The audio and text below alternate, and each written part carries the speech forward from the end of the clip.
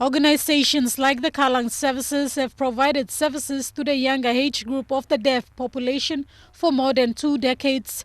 It has established its special education center at Geru Stage 6 in the nation's capital. However, little is known about the center. KA-LAN is one of the only 4 institutions which provide special education for school-aged children in the country. Michael Lulu is the project coordinator for KA-LAN's National Hearing Project and says many deaf are missing out on services only because of communication. One of the big projects that we are developing now in the country is the Papua New Guinea Sign Language book. As you can see, these deaf students communicating here, they're using the sign language that we have. So we have developed signs now, Papua New Guinea context, for all our deaf people in the country to use. So this communication barrier is being addressed with the help of the government and partners like KA-LAN itself to introduce a policy to have sign language as an official language.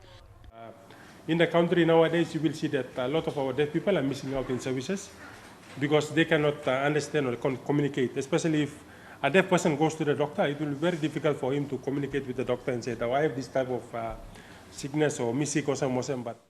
A greater challenge now is to have qualified sign language interpreters at all basic government service providers like education, health and courts. This will be of significance to deaf students like Valerie and Geraldine, 2 sisters who are clients of KA-LAN's Special Education School Integration Program. They make up the 500 deaf students that have gone through KA-LAN's Special Education Program. Valerie and Geraldine are one of the many success stories and are currently doing grade 6 at Ward Street Primary School in Port Moresby.